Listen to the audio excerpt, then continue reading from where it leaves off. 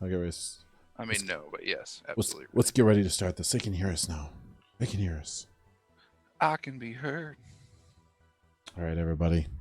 Let's get this going.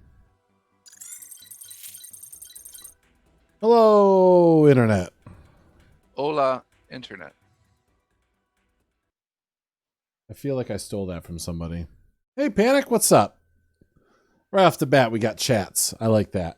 I like off the bat chats. I like that a lot. Oh, hey, look at I just randomly reached in my pocket, Ryan. Have you seen these yet? Maybe. Have you seen I don't these? know what it is.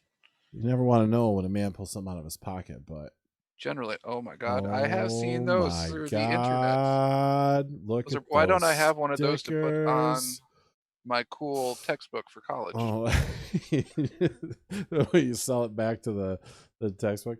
Sell it a back to the collector's store. item. Somebody, he's like, "Oh, hey, look, it's Amp's sticker." Yeah, yo, stickers. These things are actually pretty legit. They're huge though, so if anybody's watching this later, this is my phone, and it's a big phone. It's a Note 9, and this thing's almost the same size. So, but these stickers are in the merch store below. If you're watching this on YouTube, I will have links to the merch store because I'm not big enough on YouTube to have like the cool plugin yet. But we'll get there. And so just check out the description, or if you're on Twitch tonight, you can scroll down and there's a little merch store. It's real simple, but we had to start somewhere. So at some point, we'll make some cool logo for this podcast if we keep going, and we'll make merch for the podcast too. That'll be neat. Yes, we will. That. Hi, Ryan. Hey. How are you doing? It's been 2 weeks. It has been 2 weeks, which in some ways is a little depressing. I think it's interesting because in those 2 weeks, I have been on 2 other podcasts since then. I've noticed. So I've been like, whatever's up with that, I guess. Yeah, I guess I just like podcasts now. Maybe that's a thing. Maybe it's a thing I do. Ironically, somebody who doesn't know you at all tuned in for like 10 minutes of this last week. And then the other day came up to me and was like, "Hey, I saw that thing you did. You know your buddy who you're on there with?" I'm like, "Yeah." It's like, "He has like a perfect radio voice. He should probably just do something like that for a living." I'm like, "Oh, well, he seems to like it, so maybe." Who knows? Turns out I have the face for radio too, so. What kind of face? Oh. Oh. Hey, got me. All right. So what are we doing tonight, Ryan? So what's nice about look, Otis is here too. Otis, zing. I like it. Oh, I got to bring my notes up. This is how good we are tonight. So you took notes for this one? I take notes for everyone. So every week I start a new note, and then as I go through the week and I see things I think would be fun to talk about, I write them down. I will say what's nice about this week is since it was only 2 weeks since the last one, I don't have 32 pages of notes like I did last time. So I'm just remembering how most of my notes from last time we didn't get to. Well, we can start with those tonight if you want. Well, let's start with how have you been, Ryan? How was your 2 weeks? What's going on? They've been great. I don't really have any specific reason for it other than like it's fine. It's like, I don't know. Yeah, it's just been nice. It's been good. Hanging out with people, doing fun things, getting my feet under me for stupid online classes. Let this be a warning to all of you. Online classes for college suck. Don't do it. Just don't do it. Don't do college like me. Well, you could do college, but just you think to yourself, going to this classroom is like very limiting. It sets a schedule. I have to be here at these times. I know, I'll just go online. But what they don't tell you is that they actually are more specific with the time you have to give when you're in an online class than they are in a classroom. Like for the classroom, like show up for these 2 hours twice a week, and then pretty much whatever else you do is up to you. With online classes, they're like, well, you have the option of being online at this specific time, or this specific time. But whether you're on any one of those, you have to listen to all of it and then do all of the homework based on that within a period of like 4 days. And so it's been fun because I used to do all my homework on the weekends, and now I have to have all my homework done by Friday, and then most of the stuff I can't start working on until Monday or Tuesday. And it's like stupid. Well, that sounds gross. I'm glad I don't do that anymore. Yeah, so that's my short rant of the evening about how college was okay until I did 2 completely online classes, which is what I'm doing right now. That's fair. That is fair. While working full time and having a life. So it works well. Yeah. We're doing pretty good. I had children.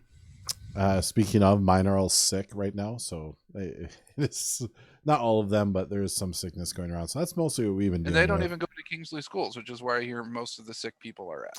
I've heard everybody's sick everywhere, but It's getting to that point. But I will just say that in the last 2 weeks, as people were getting sick, it all seemed to be people I know with kids in Kingsley, and now it's like getting everywhere. sure. But We got a new kitty, so things have been fun here and exciting. We have a 3-month-old little, I don't know, Garfield-looking tabby cat with the stripes, and his name is. It's really fat. James Baxter. No, James Baxter is not fat. Our old cat is super fat. You said it was like Garfield, so I just assumed. Oh no, just like the stripes. Sorry. If he comes in here, I'll pick him up. But he's crazy. He runs around. He's cool. James Baxter is his name. If anybody gets that reference, leave a comment. And that's pretty much what's new with us. That is I'll tell you what's not new is I still haven't made any progress on our streaming board game night. No. Which is sad to me because I'm really, really interested in that. Instead, most of my time has been taken up with trying to learn how to use Blender, which seems useless, but it's I was trying to make my own custom overlay. So all the stuff you see around us is an overlay, and this is one I bought. It's just a cheap one. Many people have this one. I don't know about many, but it's just one you can buy. It's not unique to me. And I was trying to come up with some neat ideas. I probably won't end up making my own overlay, but I wanted to get it close enough that I could give it to somebody, pay them a little money, and say, this is the theme I'm working with. Take notes from what I've done and actually just make it look good. So I've been doing that and spending a lot of time with channel points. So anybody who's watching, if you notice down in the bottom left-hand corner of the chat window, the more you watch, the more channel points you accrue. I used to have a $50 gift card for 1,000,000 points, and then I finally did the math on how long it would take to accrue channel points, and that would be 40 months. Just keep watching, guys. Just keep watching. So I've readjusted those. They're still pretty high, but they're a lot more manageable. And now there are merch things in there. So if you save up a measly 30,000, which means in 1 month, if you actually watch every single minute, sub, gift, and give me biddies at some point, and participate in every raid, you could have enough to get a free one of these guys, or just go pay the like $3 on the merch store. Shirts and everything are in there, so that's cool. But it is coming. I do think so. I found one thing I did progress. You're so close, Otis. You're so close. I did progress to finding a mat. So our big table for the board games.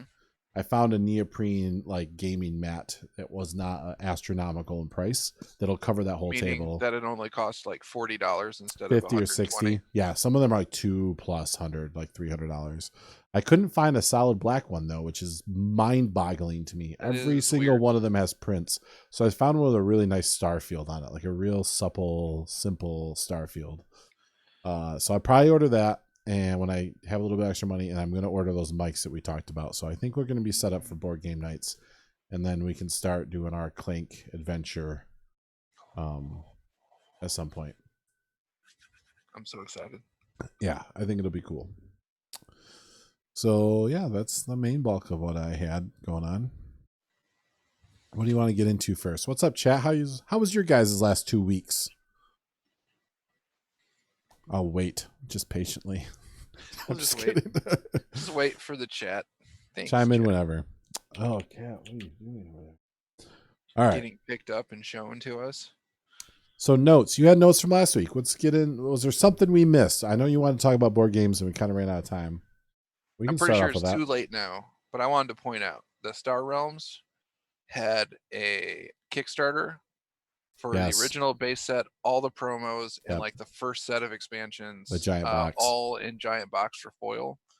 And how if and only if I didn't already own all of that and more, I would have been very happy to purchase that. I do not own all of it. I own Colony Wars, the base set, and like one of the smaller sets, and at least in actual card format. And I did see that come up, and I was somewhat tempted, but it was like $100 or something. I want to say for like the smallest Kickstarter to get the box. Yeah, it was almost worth it to me just for like the little Rolodex life meters, because Those were those sweet. were sweet. And I was like, oh, I want it. Detail says his last 2 weeks were like death, which is unfortunate. Well, Sorry, apparently it's rip. not too much like death because he's Every here. part of death, but the actual dying. Snow. Yeah, there's been some snow. And then Otis says he's been playing Destiny 2, which I Oh, guess is a it thing looks still. really good. I haven't You're had looking at it now. one of those milkshake stouts in a long Oh time. yeah, so this hasn't been a thing, but I guess it will be the beer of tonight is Rochester Mills milkshake stout, which as far Rochester as Mills, support us and we'll advertise for you. Just KLA send free creates. beer. It's Welcome great. to our podcast and hello to you. We're just kind of getting Oh, started talking about some fun card games. I actually stream Star Realms here typically on Thursday nights and sometimes on weekends when nobody else is on. And that game is hard. It's so fun, but it's hard and it can be infuriating for a basic card game. So if anybody's interested in what we're talking about with Star Realms, sometimes on Thursday nights and on weekends if I do stream. I don't normally stream on Friday and Saturdays, but if I do, sometimes I play Star Realms. Feel free to tune in and watch me play this card game. I'll explain it. Cool. Star Realms. So you're going to Kickstarter that for an unseen amount of money and give me all the cool foil cards? I'm not, because I literally own every single card that's in it, except that it's not in foil form. Otherwise, I would very happily do that because it's worth it, in my opinion.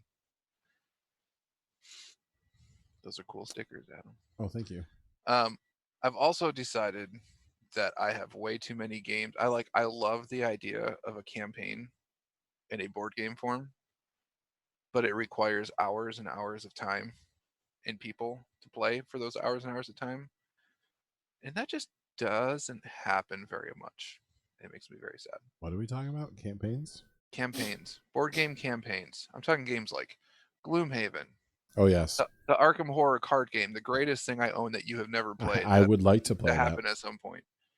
The new Kickstarter I just got, Tainted Grail, which looks freaking amazing, and I've barely opened it, let alone tried to play it.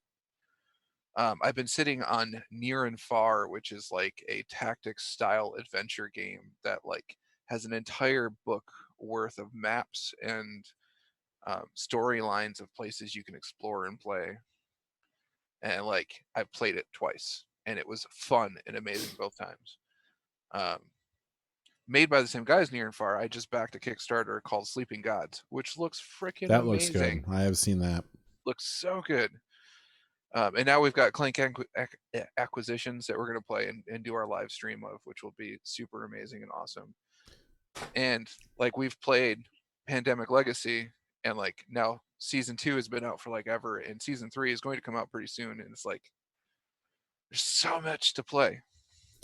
Yep. Darn you, life getting in the way of our sweet ass board game nights. And that's not even playing like games that you've never played that you need to play, like the co-op game Spirit Island that I brought over that one time, and then we didn't play. Yeah, we were that close to Never. playing because somebody had apparently taken out some of the cards that we needed. I don't know what the deal was with that, but it was not my copy of the game, and so I was just grabbing the base game, but I didn't realize that they had taken it had the expansion, and the expansion I figured was just the expansion, but he had mixed required components for the base game into the two different boxes. And so I ended up only bringing the base box and was missing things. But yeah, that I still haven't played Reavers of Midgard, which was a Kickstarter thing. I got the sequel to Champions of Midgard. Champions of Midgard is one of my favorite things I own.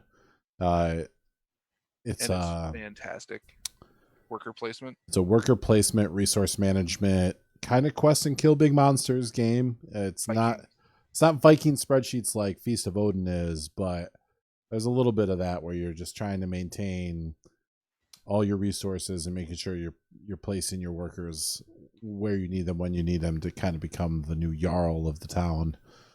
It is a fantastic game. I really enjoyed that game. Yes. And then there is Feast of Odin, which like I have only played that once, but that is exactly Viking spreadsheets. exactly. Exactly, Viking spreadsheets. which And is a it's good, awesome. which is a good thing. You know, that may sound terrible, but it's actually quite amazing. I have 2 more Kickstarter games that I've received that I have not played once. One is Barrage, which is basically a turn of the century like steampunk power generating game Okay. where like you play as one of 4 or 5 different companies to basically creating power through buying up dams and building dams in a steampunk type world, aka 1900 Nikola Tesla sort of thing. And the game looks freaking amazing. Everything I've read about it is it's amazing, and it just sits up on my shelf. Well, it's not one of these ones. It's over here somewhere you guys can't see. There's a But whole nother board game shelf there's off all of camera. that, and then there's more all over the place. Anyways, um, and I just finally got MP Rail, which is like a magic train game, which I don't really know how to explain it other than like I haven't heard that one. you're spreading across the map, but at the same time, like you're developing this train company. So it's more than just like expansion; it's actual like strategy and worker placement, and it's in a magical world. So there's just a bunch of stuff. Yes, OJ, many more games. Ryan has an addiction.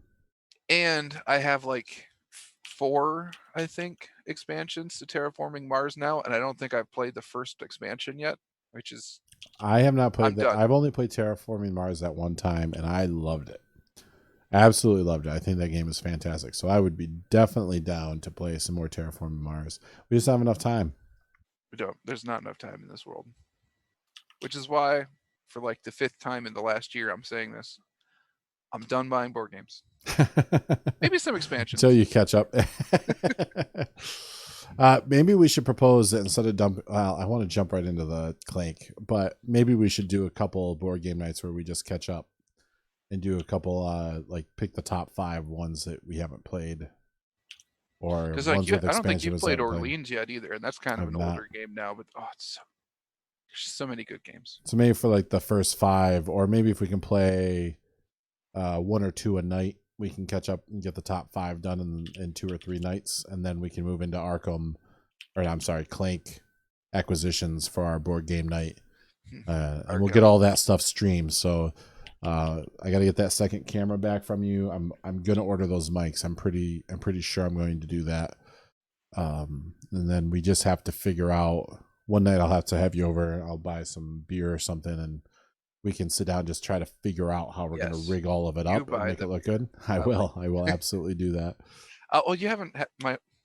And you need to bring my brew. Brew. Oh, there we go. We need the homebrew. Explain to the people your homebrew again. We haven't really talked about it since episode 1, maybe 2. Yeah, it's been a while. So, it is now bottled.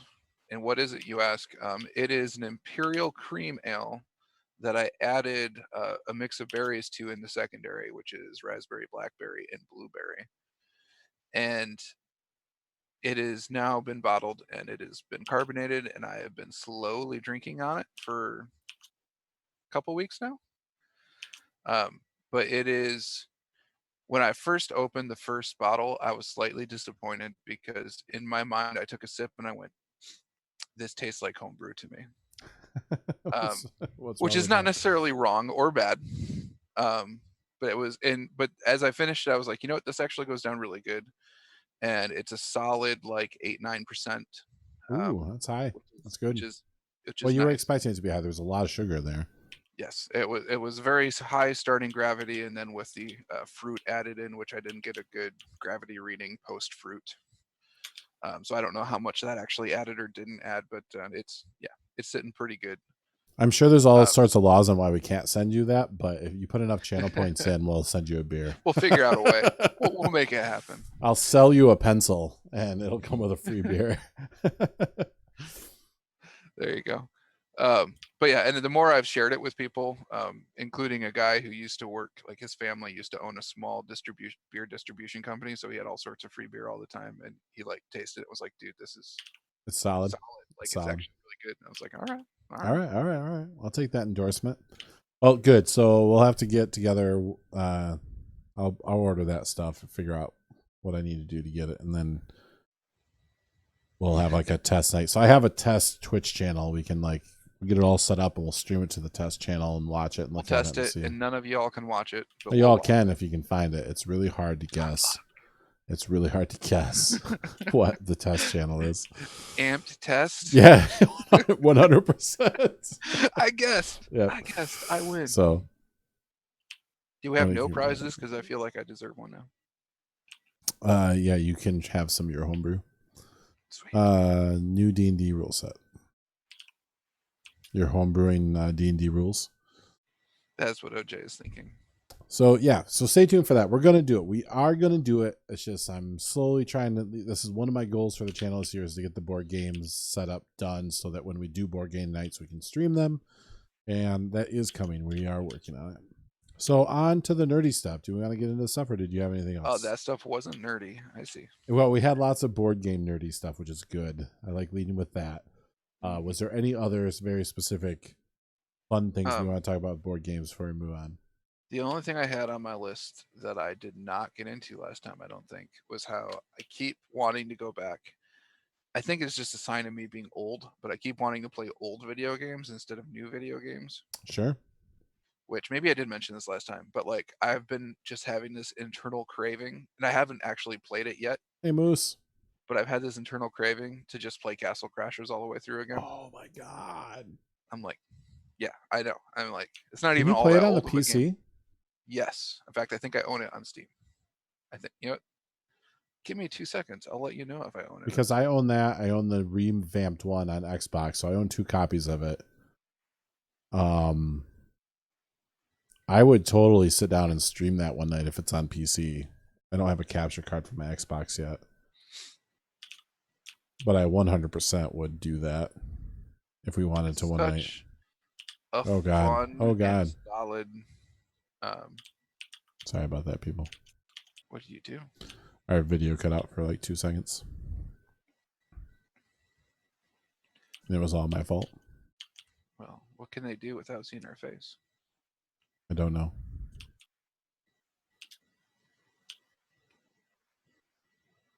It said cheer now to be number 1, but I don't feel like it did. Apparently my Steam is just not going to open, so never mind me checking. But I'm pretty sure that it is. All right. Well, we should do that one. I would totally sit down and just spend a couple hours in one night and just, or a series of times if you're ever into it. I'd be down. Castle Crashers is a fantastic game if you've never played it. It's just gorgeous. And I've been through it a couple of times. I even played it with my kids. Like we went through and like played through it all the way. I feel like it was one of the first like somewhat modern era games that really embraced like full on like classic cartoon stylings, if that makes sense.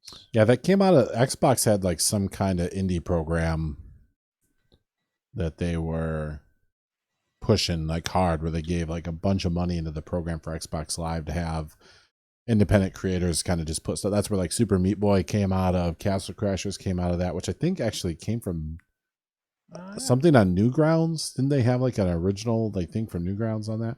But yeah, there was a whole bunch of like little games that got super famous that all came out of Xbox, pumping a ton of money into indie creators and trying to get them to release on Xbox. And yeah, Castle Crashers is a fantastic game.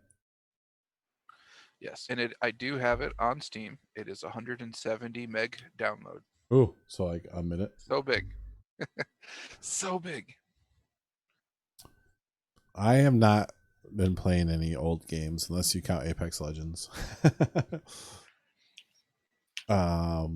Tomorrow night, maybe if Otis is still on, we might do some Division 2 again.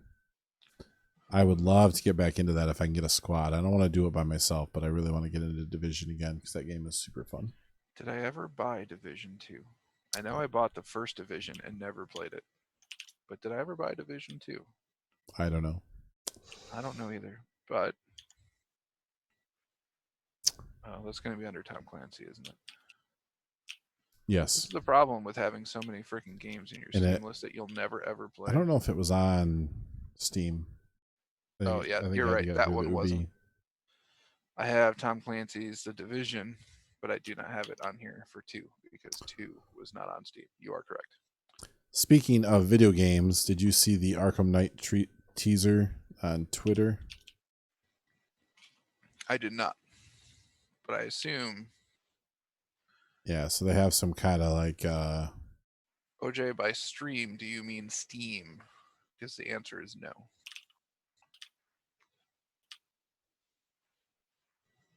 I don't think it did. I think it was only Ubisoft. Yeah. Otis is asking if it ever came to Steam. So they're teasing Arkham Knight, which is a new game, Warner Brothers Games. It was just a tweet. It was just like a logo. I don't have this set up so I can show things, so whatever. And besides, it's audio. It should be mostly audio anyway. I mean, this is essentially a podcast without being a podcast. Right. So imagine in your head. Another game that I saw like the trailer to, which is kind of under the radar. I don't see a lot of people talking about this. CyberPunk? No, God.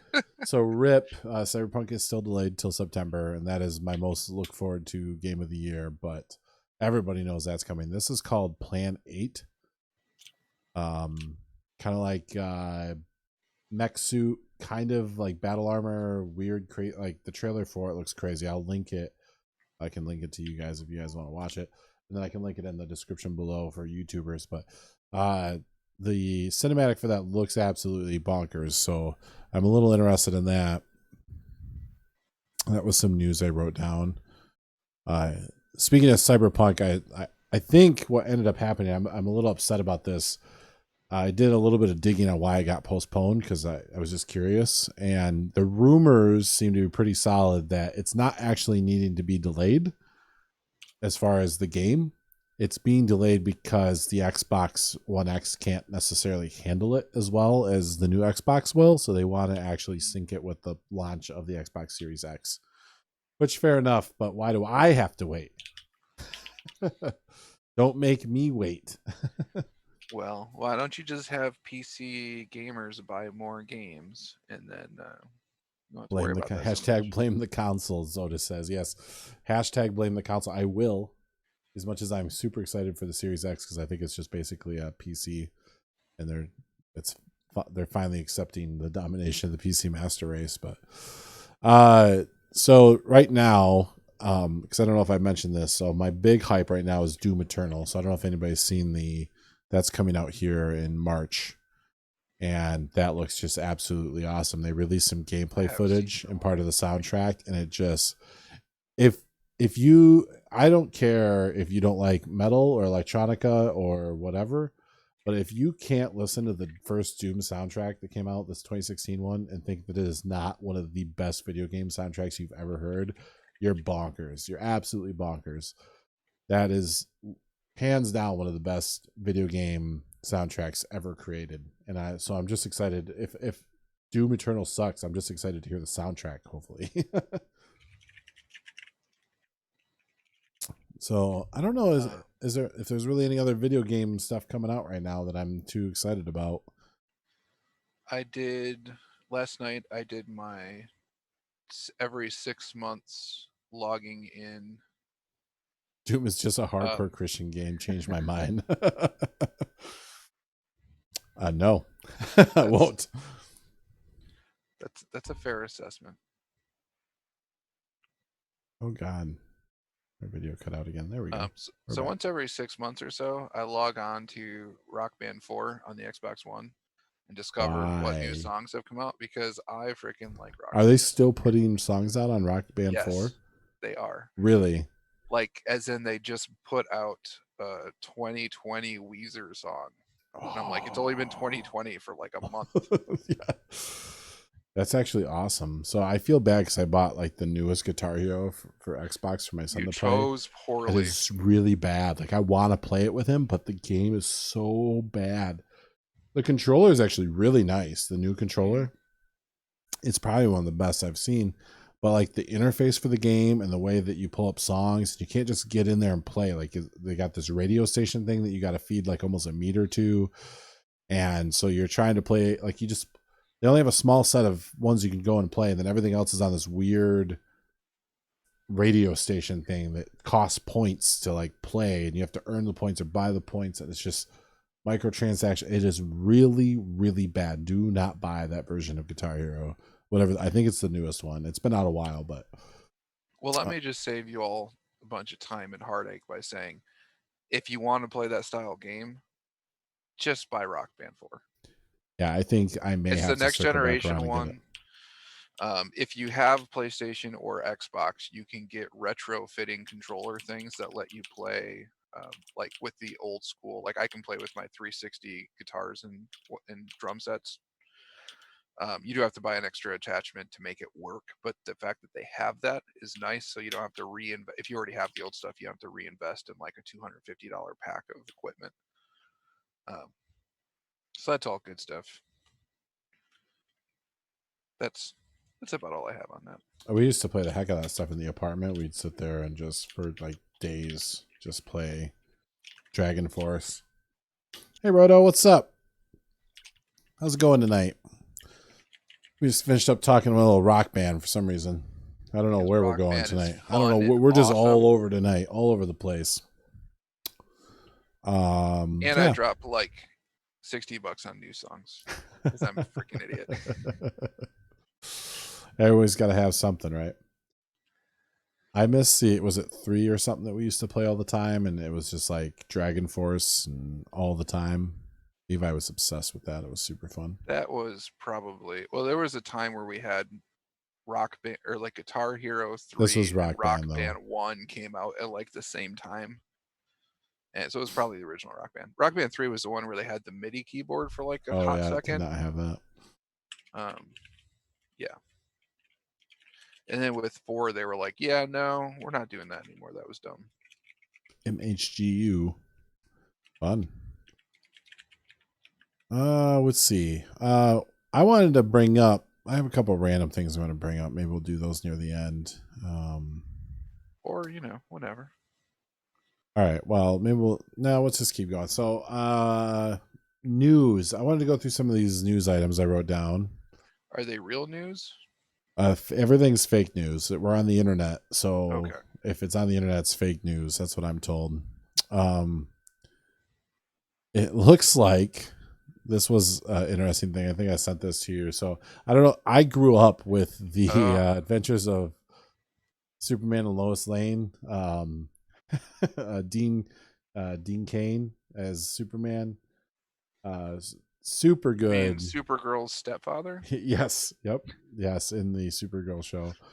But apparently CW is riding this Superman train as far as they can take it, and they are releasing a new Superman and Lois TV show. So the Superman that is in the Supergirl show in her universe, not one of the other universe ones as far as I can tell. Just to clarify, if you haven't seen all the big crossovers. I haven't yet. I want to. There's only one universe now. Oh, right. They did the Crisis on Infinite Earth, so it's all. Well, then does what's his name stay Adam, or does what's his name stay Superman? Is that spoilers? I'm pretty sure I haven't seen it, so I don't know. But I'm pretty sure I've heard that like he's pretty much done with all of those shows. So I don't know what that means for the end of the crossover. But so anyway, interesting that they're going to do like a basically adventures of Superman and Lois Lane. I don't know what they're going to call this, but I think they're just calling it Superman and Lois. So Arrowverse is getting another show. It's fine, I guess. It's fine. It's fine. It just makes me want to go back and watch the adventures of Superman and Lois Lane. It makes me want to remember the adventures of Superman and Lois Lane. You didn't watch it? I don't want to watch it. Oh, I just want to remember it. Yeah, I'm sure it does not hold up. That was some cheesy TV. I remember being cheesy as a young adult. Or I wasn't even a young adult. I was probably just a teenager or something when that came out. I'm pretty sure we were probably kids or pre. You think so? It was 90s, wasn't it? I'm pretty sure that's 90s. Yeah, I'm pretty sure that we were kids for a good chunk of the 90s.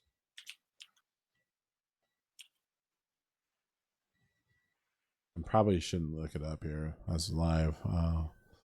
Lois and Clark, The New Adventures of Superman. Was that the name of the show? Yeah, that was the name of the show. I can't even remember the name. That's how bad 93 to 97. We were teenagers by then. Get out of here. 93. I was 11. I don't quite count that as being a teenager, but all right. All right. Well, we'll round up. Anyway, yeah. So Terry Thatcher and Dean Cain. Yeah, that show was great. I'm gonna go out on a limb and say this show not as good. I'm just gonna say it's not as good. Right? I haven't seen it. I'm gonna No go out trailers. on a limb and say that EA does not want to sell Division 2 to anybody, because I've been scrolling through Origin looking for it for Right. like 5-10 minutes now, and I've not found it. For the prosperity of the internet, I'm going to go ahead and say no. EA does not want to sell you Division 2 because it's a Ubisoft game. Oh, well, no wonder. Yep. So No you could wonder. scroll through Origins for days, and you will not find it. And this is when the podcast falls apart, because all understanding of my geek cred has fallen through the floor. Yep. Yeah. That's okay. What else did we have? So another thing I thought was interesting is they cast Owen Wilson in a role for Loki on the Disney Plus channel.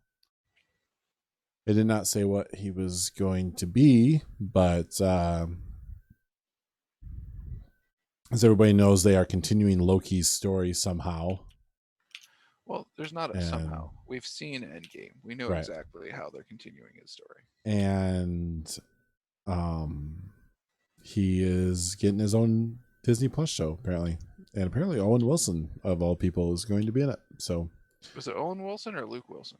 This said Owen Wilson. Owen Wilson. Loki cast Owen Wilson in a major role for Disney Plus series.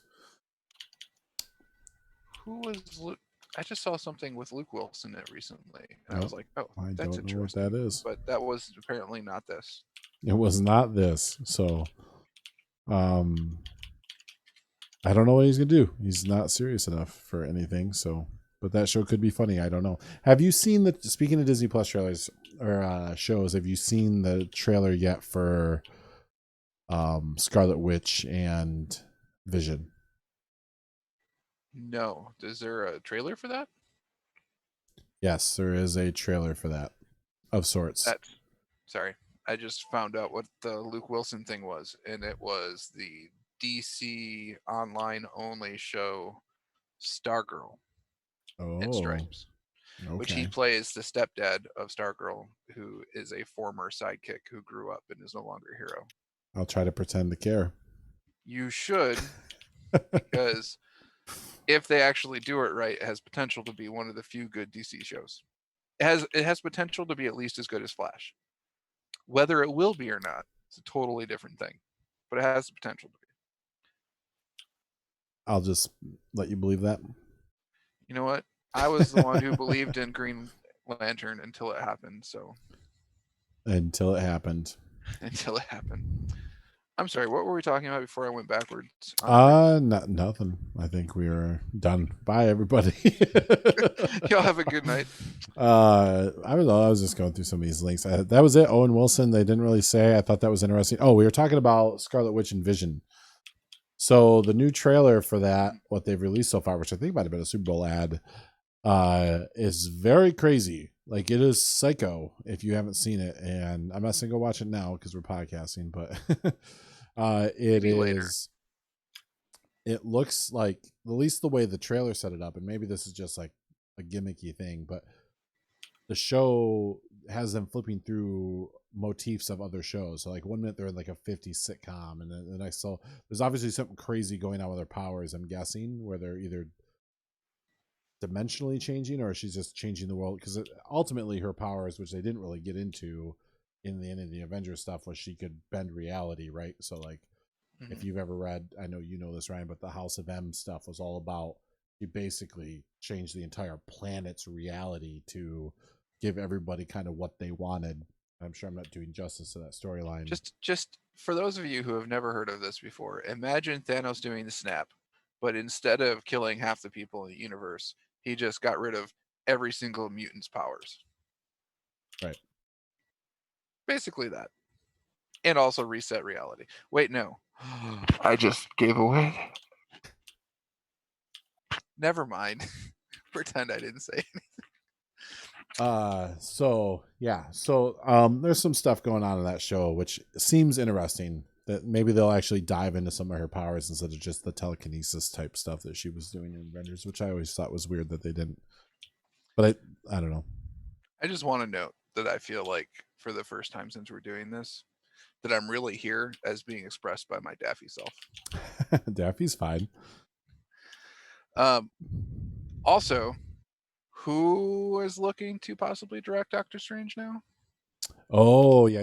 Oh, yeah. So this kind of broke. It's not official by any means, but I'm kind of already on the hype train, and I want it to be true regardless of what happens.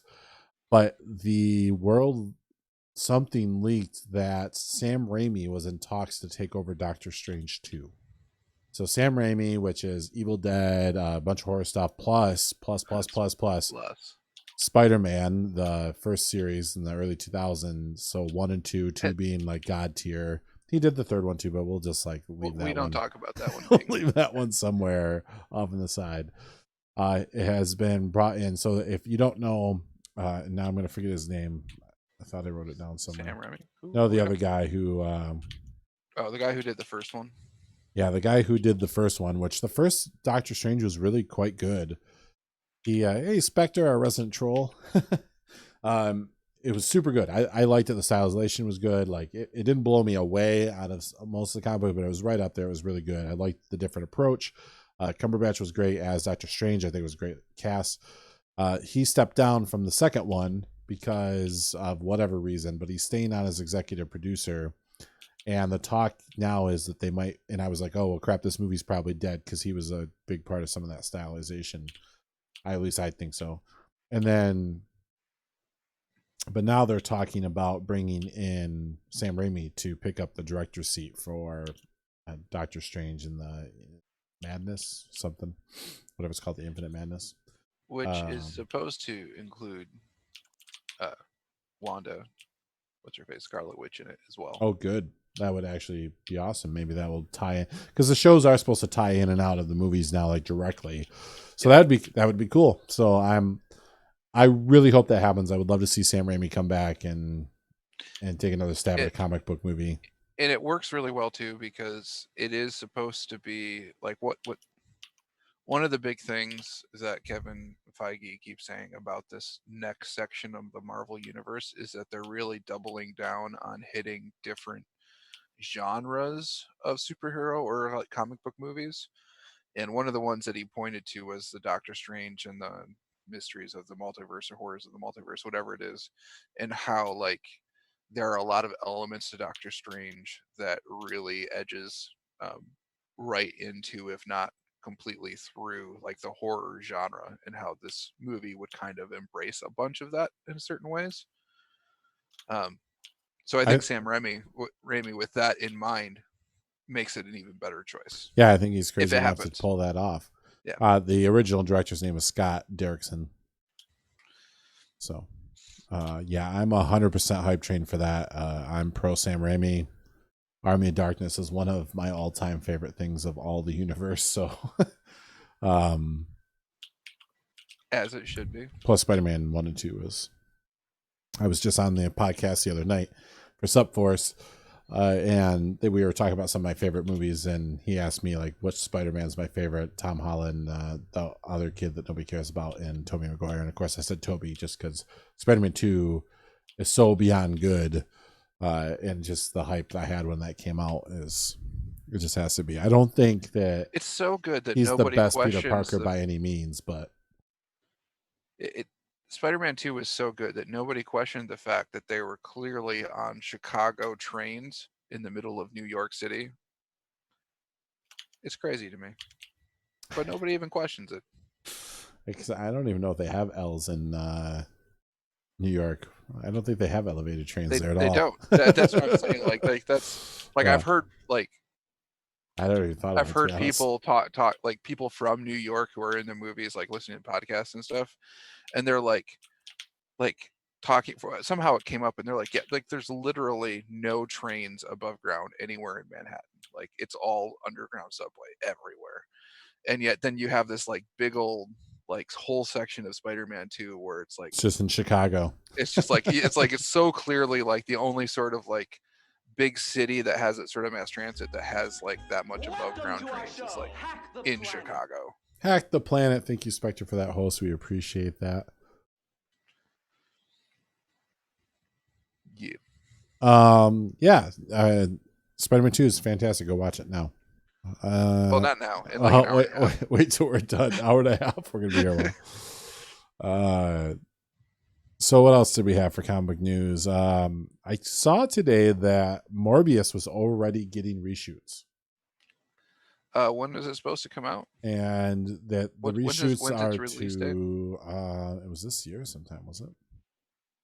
Because every movie usually has some sort of reshoot. Yeah, but they don't usually talk about it unless there's something weird going on. So but the reshoots were let's see, release date is July 31st. So summer movie this year. It does seem like it's probably pretty late in the game, quick. it seems, to be reshoots, but it sounds like the reshoots were to the leak was the reshoots were to cement it firmly into the Spider-Verse.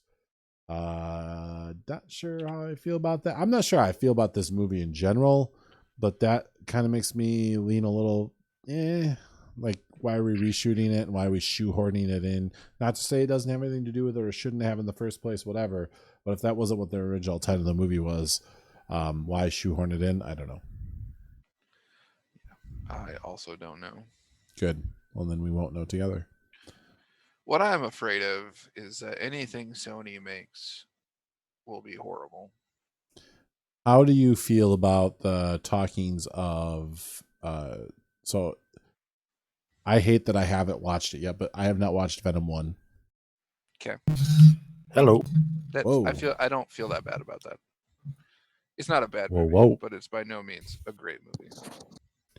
I was apparently in my voice channel and Discord, so I don't know who popped in there, but they did. You mean you haven't seen this movie? Which one? Venom? This one? I have not. So yeah, podcast fail. We'll edit that out in post. Not that I post edit anything.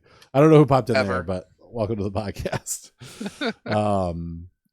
Apparently my Discord's been connected for days. So yeah, I've heard a lot of mixed feelings. I didn't think it looked good, so I never watched it, and I'm a big Venom fan. I was obsessed with and this will get to my point here in a minute, the Carnage series. There was a Batman, the Ultimate Carnage series for what's the name of that? It wasn't called Ultimate Carnage, was it? Maximum Carnage. It was a 9-issue crossover, because back in the day Spider-Man actually had like 10 versions of Spider-Man running. So you had Amazing Spider-Man, like all these different Spectacular Spider-Man, regular Spider-Man. He actually had multiple books out running at the same time, and this crossovered on all of those. It was 9 issues, and basically Carnage came in, and there was a bunch of bad guys, a bunch of good guys all teamed up. Crossover event. Love it. I have probably in it. He might be actually. I know Venom is in it a lot, and I like a bunch of the old Venom stuff when he came about in the comics. Some of the Ultimate Spider-Man stuff was really cool with those symbiotes too.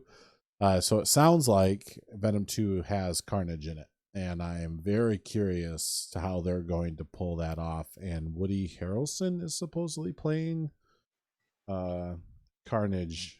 Yep. And you Venom can 2. see him in the after credits scene of the Venom movie. Oh, nice. So I didn't even know that. So so stick around after the credits, folks. we'll watch. So I think I'm going to watch Venom, and maybe next podcast I'll have some thoughts on whether that movie was worth it or not. Obviously, they screwed it up hard in Spider-Man 3. So I'll be curious to watch the movie now.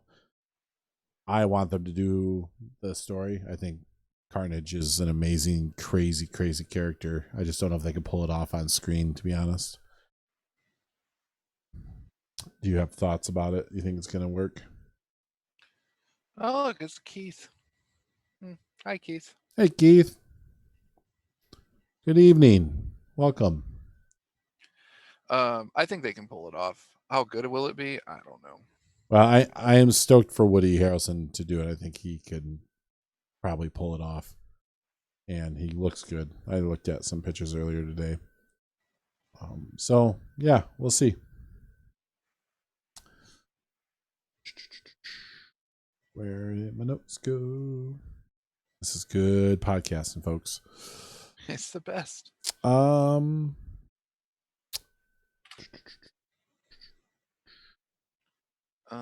Did we talk about Bloodshot last time? No.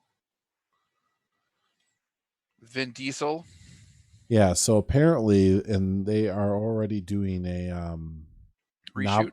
novel. No, and they released a novel of the film. So I haven't actually seen them do this in a while. Maybe this is because I don't pay attention, but I remember a long time ago they used to do this for like every movie, like Jurassic Park. Yep. Like had I guess that went the other way. Let But me stop you right yeah, there. yeah. No, but they had like a special edition, man. But that's not what I'm talking about. Yeah, so That's not what you're talking about at all. But they would take movies and they would novelize them, and like you could read the movie, like it was weird.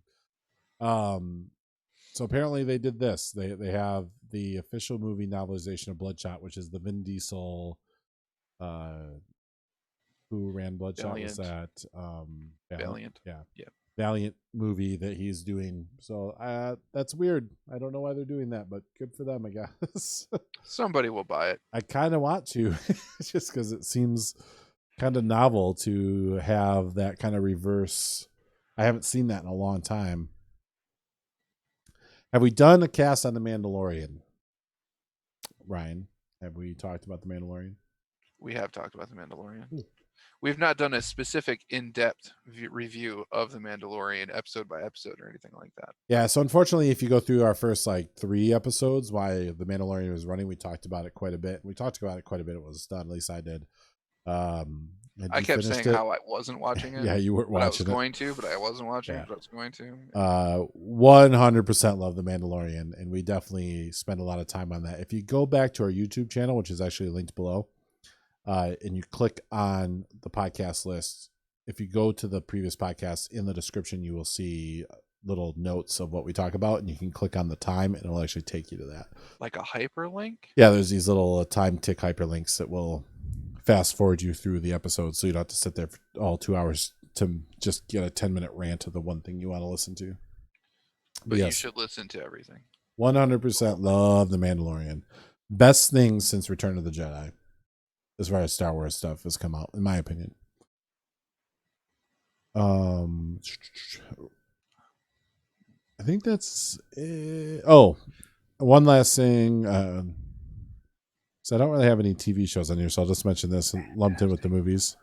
Oh, well, yeah, okay. It's not real though. I didn't have that.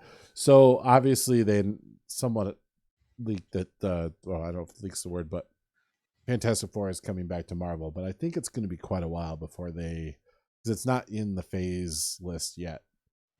It's like phase 5, but right. Also the phases are like only like 2 or 3 years long now, so that doesn't. Yeah, they shortened this next phase by a year.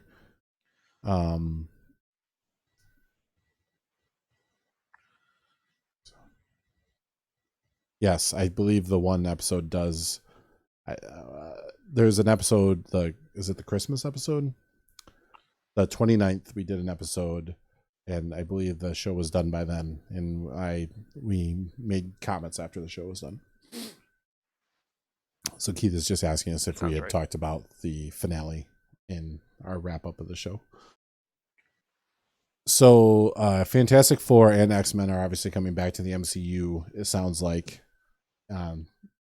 So what I think will probably happen, though, is since they have not announced anything and they're not in phase 4 or 5 like plans yet, is I think they are going to wait as long as possible to distance themselves for as long as possible from the current stuff. Well, not the Fantastic Four has been super current, but they did have the one movie. So I have heard rumors that they are. These are the 2 big rumors I've heard, and I don't know how true they are. In fact, they're probably not true at all. They're gospel. It's on the internet. But I'm going to say them because they make sense and it's interesting to me, which is that the next Spider-Man movie will feature like Dr. Doom. Well, I don't know about Dr. Doom, but will feature some sort of crossover event that introduces the Fantastic Four into the universe. where like they don't play a major role, kind of like Doctor Strange at the beginning of like Thor's Ragnarok, where like he's there, he's already established, but like and he kind of helps the story along, but it doesn't really do a lot. Um, and so that is what I have heard for the next Spider-Man movie, which I if heard that that is was Doctor happening, Doom. I thought I was pretty sure I heard. maybe. But Doctor Doom seems very big for Spider-Man to deal with. Not. I think it wasn't necessarily like bring him in as. Thank you for the follow, man. I appreciate that very much.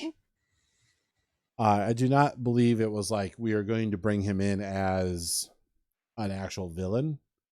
What it was like a almost cameo, like introduction of the character. Maybe like they did with the Lizard in the first three, where he's the teacher, but they never actually ended up getting to him. That was kind of my understanding, that somebody was talking about possibly bringing in, like, we're going to introduce Victor Von Doom or whatever his name is, as like a character, but not necessarily bring him in as Doctor Doom and like have that thing. That's fair. But we'll see. But I also heard they're going to start introducing that too. But I don't know. It seems Fantastic Four, I think they could do earlier, because there was really just that one bad movie. Nobody really remembers that. And then you got to go back to the original ones with like Silver Surfer. And those have been a long time. I think more people remember those than that last one that just happened. Yeah. And I think they could do that quicker. Most of my comment is based on the X-Men. I don't see them trying to push out X-Men in the next couple of years. So here's the rumor that I heard that is also probably not true, but I kind of want it to be true. Let's do it. Which is that they are going to reintroduce mutants in the X-Men into the Marvel Universe by beginning with the Brotherhood of Mutants, specifically with Rogue as at least, if not primary, a major bad guy in the next Captain Marvel movie. Which makes sense, because in the comics you will know that Rogue has all these superpowers where she can fly and she's super strong. And in the movies, if you know Rogue, she was only like, she absorbed powers, but she never kept them, and she didn't really have any ongoing things. But in the comic book, she's always had super strength, and it was because very early on she was a villain, and she was like a runaway villain sort of character, and she ran into Captain Marvel and sucked up all of Captain Marvel's powers and gained them, and she kept them permanently. And so they are, the rumor I've heard is that they're looking at doing that as kind of like injecting the X-Men kind of back into the Marvel universe, and also playing off the fact that they need to do a Captain Marvel 2 now. And I would 100% be excited about that. That would be the first time that I'd be excited about Captain Marvel since they have done anything with it. I will say, and I know we haven't really talked about it on the podcast, but Captain Marvel was not the best Marvel movie, but I feel like it gets a lot worse of a reputation than what it is, in the sense that I really like Nick Fury, and I really like throwing back to the 90s, and like there was a lot of fun, good stuff there. There is a lot of fun, good stuff there. I didn't hate the movie. When I did finally watch it, I was like, oh, that was fine. I don't like Brie Larson. I didn't like her as the character. There's no part of her that sold me the character. I think she was the worst part of the movie. I can't get over that. So,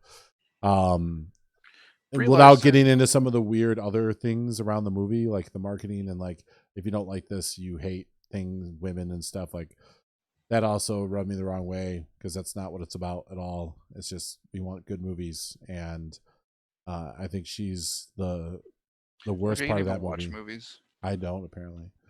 But I liked it other than that. Doesn't. I will say this. I will say the other part that I hate about Captain Marvel is, and this is almost all of it, is marketing. The way they marketed that movie was stupid.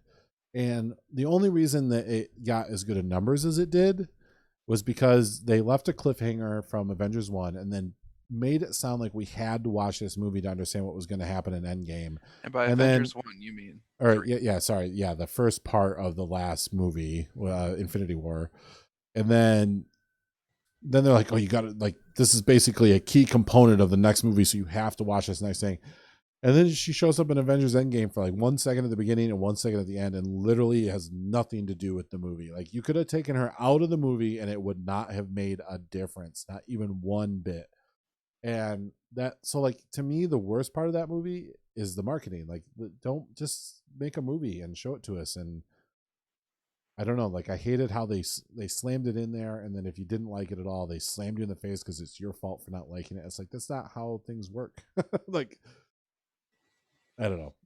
Captain Marvel's fine. If they make a new one, though, I'll be very happy if they try to pull off the Rogue storyline and try to introduce mutants that way. I don't think we talked about was it New Mutants? What was the?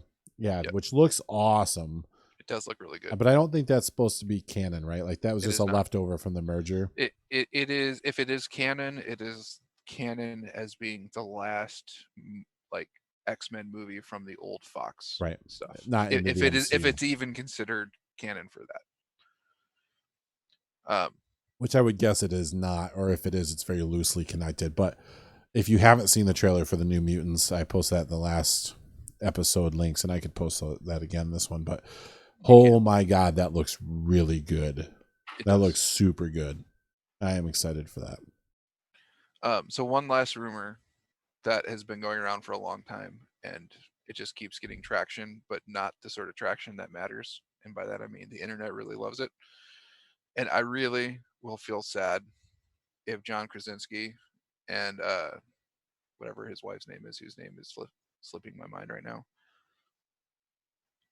What's her name? You're bad at this. I don't know. I am bad at this. I'm worse at this than you are, so I don't know. Blunt, E. Blunt. What's Emily Blunt? Emily Blunt. Yep. So John Krasinski and Emily Blunt, real life husband and wife. Yep. Oh, yeah. Jim from The Office. Yeah, sorry. Yes. If they don't freaking play Mr. Fantastic and the Invisible Woman in Fantastic Four when they redo it, I'm just hey, Strafe.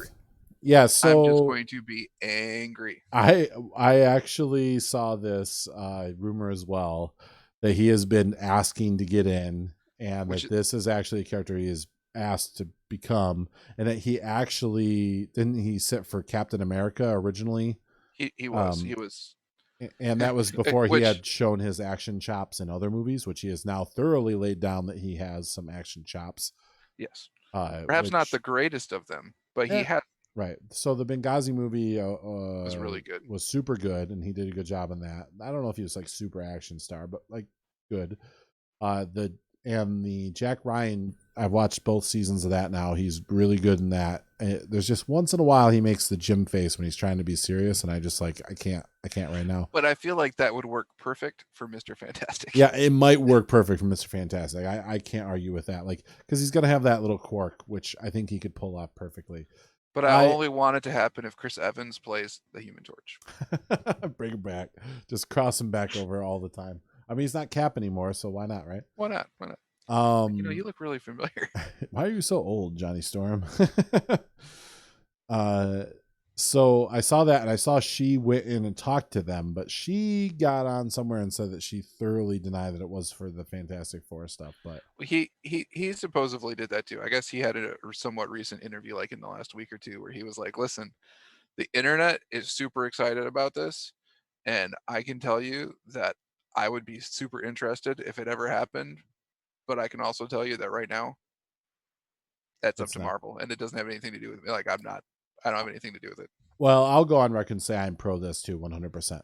Like, I would think it would be awesome if they both played the head of the first family of Marvel, and I could be totally behind it. And some of this, because there's already mock-ups of him with like the gray streak in the hair. And, like, I dig it. Like, it really works. I'm in 100%. I will say my favorite story is he was on, I don't remember what late night show, but he was on some late night show like a number of years ago, and he was talking about how he was like trying out for the Captain America role, and he was at some Marvel office someplace, and like he was like trying on the Captain America suit, and he was just kind of looking at it, and he was like trying to put it on. I was like, oh, it just didn't quite fit him right, because he hadn't really gone through like the workout regimen or anything at that point, so it was very early on. And as he was just standing there kind of feeling like a boy in man's clothing, Chris Helmsworth walked by. Thor just kind of looked in and be like, he was like, he just walked by. He didn't have a shirt on or anything. He was like, "Hey man, what's going on?" And then he just looked at him, and then he was like, "Oh, not much," and he kept going, and he was like, "Nope, I can't do this." Yeah, I saw And it that was like story. the end of it. And I was like, "Oh, that's great." Yeah, that's funny. You probably could have pulled it off, I think, I but think he it's could fine have. because what we got is amazing. Our Captain America movies are Chris so good. Evans definitely Yeah, he is crushes it. Captain America. And Johnny Storm. And Johnny Storm. Yeah. So, any other rumors? Do you have any other amazing? I don't have any fun rumors. I will say I saw. I did go watch Birds of Prey this weekend. Okay, I wanted to bring that up, and I have not seen it yet. I will describe it this way.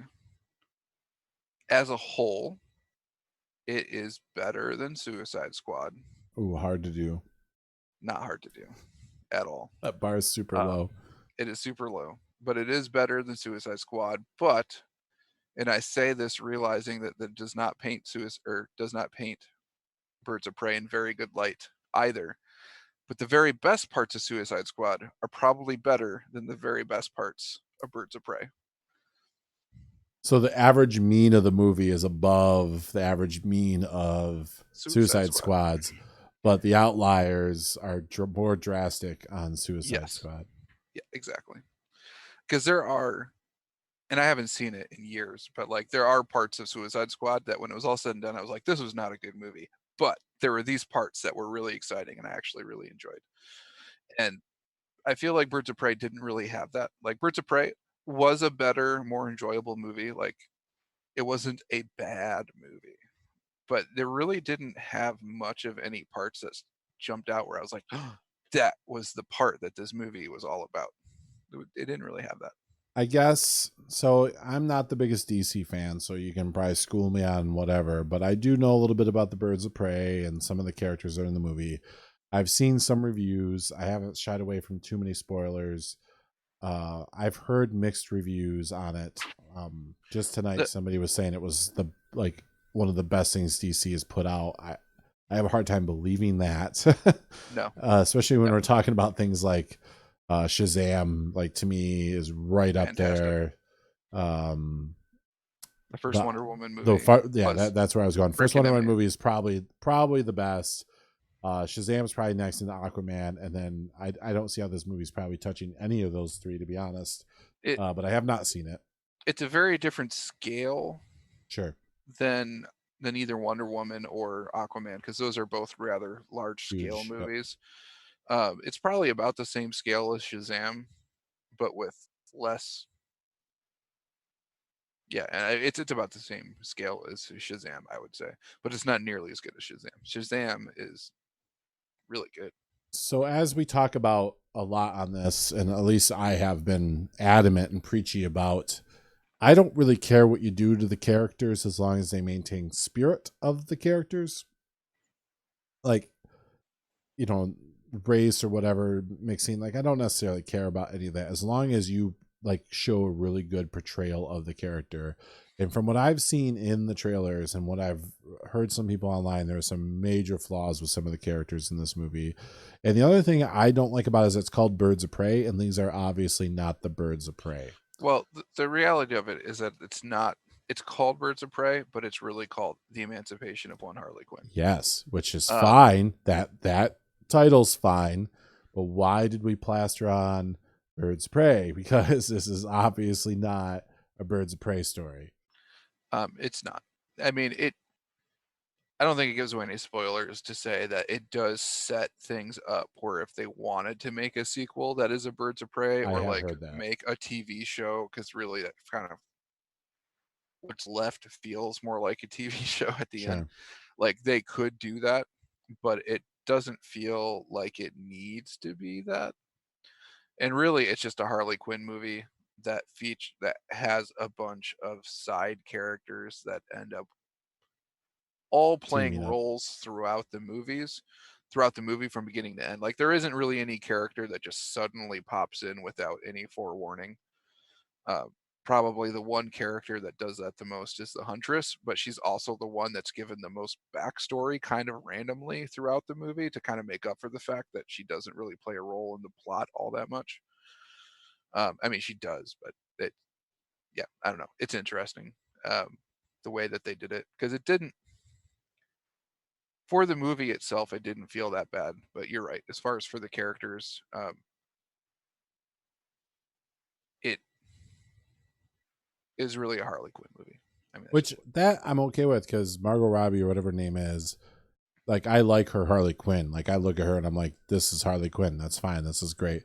But I heard they kind of messed up her backstory a little bit. The other thing I heard, which I thought was interesting, I was hoping you'd seen it so I could ask you, is apparently they have the Cassandra Cain character in this movie, is that the which, Huntress one? no, that is the girl. So Cassandra Cain, Oh as far yeah, as yeah, I yeah. remember, is the bodyguard to Ra's al Ghul and is probably one of the most deadliest martial art characters in the DC universe.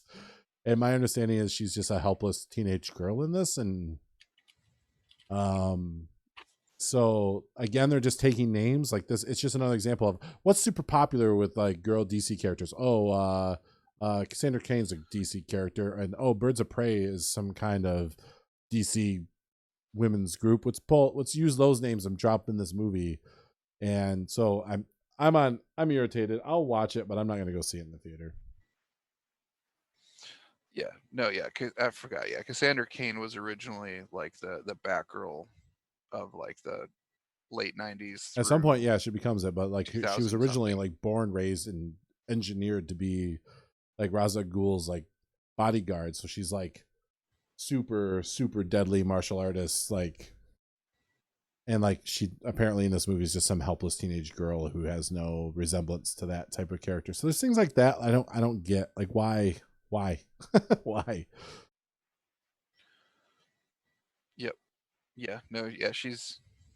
Yeah. That's not who she is. Yep. And she's probably the one that's the most out there. I mean, Huntress kind of has a few different storylines depending on which Earth multiverse thing you look at. But hers was okay. The Black Canary one was really not that accurate, but it was tied in a way that kind of made it make sense. Like, I Okay. mean, you have to give some leeway with movies to Sure. And I don't think make any sense of comic things. book nerd, like, I'm sure there are some hardcore purists somewhere that make this, but most of us don't expect you to make it 100%. If you are truly a comic book fan and you've been reading comic books for years, like we have, and you more than me, but we've been reading these for a long, long time, the characters themselves change from iteration to iteration. Like, Yeah. like, to be a purist of like, oh, this is what Iron Man is, because in the original comic book he was like, we've been through so many iterations of Iron Man, it's not even funny in the handful of years, Mm-hmm. Or not handful of years, for like 50 years or whatever, but that we understand that you change the character for the setting, for the times, to revitalize it, to whatever, and that's fine. If you have to adapt a character to a movie, that's fine. But there's a spirit of the character that you have to maintain. There is a core. These aren't new characters that you're just making up and can do whatever you want with. Like, to me, there's a spirit of the character, and you have to maintain that character spirit, or you're not making that character. Like, you're doing something else. So why call it that? Like, it drives me nuts when they do that kind of stuff. I haven't seen the movie, so I'm being critical about something I have not watched, but that is my understanding from a lot of the trusted sources that I've seen. Ryan, you seem to be confirming that a little bit. It's a fair assessment. It's Right. Of those characters that were kind of shoved in there, that is the one that is least true to the comic book roots. The only way that it is true is in the sense that she is young and an orphan, both of which are true technically in the comics, but it doesn't really have any of the darker, like, assassin bodyguard sort of Yeah. aspects to it at all. Like, that part's completely missing. Right. And so there's just some of those core character things you just have to do, or like, call them a different character. If you're going to make up a new character, then make up a new character. Don't take stuff that we already have and shit on it. That's all I'm asking. Like, all right, so Birds of Prey, don't watch it. I'm just kidding. I don't do whatever you want to do, but There are worse things you could watch. I do not believe I will go watch that in the theater. Yeah, I don't know if you need to go see it in the theater. There's really not been a lot of new movies out lately, so if you want to go to the theater, it's a good excuse to go, but don't go I thinking don't that it's get going to there be very amazing. often anymore, just because life. But, and it's What so you expensive. should go watch and I don't know if I mentioned this last time. I probably did, but you should go watch 1917 while We it's did still in talk about that. IMAX because that is worth watching. Yeah. I don't know if I'll make it, but if for some Well, it's reason I already do, out of IMAX now, so the IMAX part's over. But you can still watch it in regular. But I doubt I'll make it, but I will watch it as soon as I can on my garbage 65-inch TV. there you go. Yeah, so Birds of Prey. That's fun. So TV shows. I really only have one comment about TV shows coming up, and that is at the end of the month, we get the second season of Altered Carbon, which we kind of talked about. Yeah, so That's really quick. They actually released a teaser trailer already, and my understanding is it was the end of this month, the 27th or something. Yeah, February 27th, and it stars our buddy Falcon from the Avengers movies. And we did a pretty good stunt on this, I think, on the last episode about how changing the characters and the books we talked about. So just throwing that out there. Official release day is the 27th. There is now a trailer, which I think looks pretty good. I'm really excited for this. The first Altered Carbon season was really good. Hey, Brose, what is up? All the hype for Brose. That's well deserved there. So Altered Carbon season 2, 27th. I think we talked about that in more detail in the last one. I did want to mention that we had talked about the 3 books, and then after I got off that podcast, I was like, I know I read the 3rd book, but all of a sudden I blanked in that podcast about what it was about, and we just kind of scooted over it and moved on. And I was like, I gotta. So I went back and started rereading it, and I was like, oh, there it is. Oh, there it is. There it is. So the 3rd book is good. That's Woken Furies, and I now remember it all. I just had to read like the first 10 pages to kind of like refresh my memory. And it's really crazy just because of the well, that'd be spoilers, but I really hope they pull the 3rd season off that way. I will be curious to see if this 2nd season follows the books. They did a decent job of following the 1st book in the 1st season. Yeah, like it wasn't perfect, but it was not perfect. But again, as a TV show, the adaptation was pretty good. In the last episode had my soapbox was just his character. The core aspect of his character was kind of broken, because they made him a good guy before he went to prison or whatever, which in the book is not how that works. But you can go back and hear my rant on that in the last episode. But I'm super happy they did not keep the same actor, which we also talked about, and I'm really excited to see if they play this close to the 2nd book and see how that goes. That's really all I have for TV. I don't know if there's really any shows being released anytime soon, but that is probably the next one I am super stoked for. Very cool. Very cool. I was just randomly, so I don't have my own Netflix subscription, but my roommates do. So I was on Netflix the other day for the first time in forever, just kind of randomly looking through things. And there are a handful of really interesting things that I ran across that I had not heard of, but apparently are new. Like this new Phoenix, thanks for lurk. We like lurking. But I like this brand new, like takes place in Norway or Sweden or someplace. Like, Ragnarok show with like basically like reborn Thor and all sorts of other people, Norse mythology wise, and it was like, this looks like it could be really horrible or really good, and I can't make up my mind.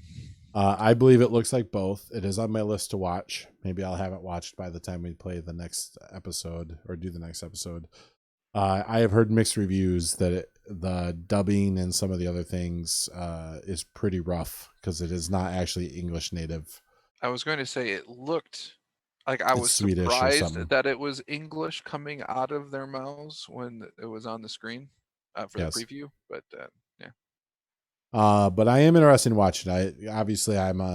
If people don't know, there's a couple things I love, and Norse mythology is one of them. I'm big into cyberpunk. I'm big into Norse mythology. So I have like 5 Norse mythology tattoos and stuff. So I do want to watch that. I think that looks pretty good. Did you have any other shows that you were eyeballing there on the old Netflix? That was the only one that really stuck out. Like I saw a few different look like movies and stuff that I was like, oh, if I had, 5 extra hours each week to just sit and do nothing every day, or Yeah. and now, like, obviously they didn't make that big of an impression because I don't remember any of them other than this Ragnarok one. Yeah, the main thing that was Witcher, which we talked a lot about already. And I definitely want to watch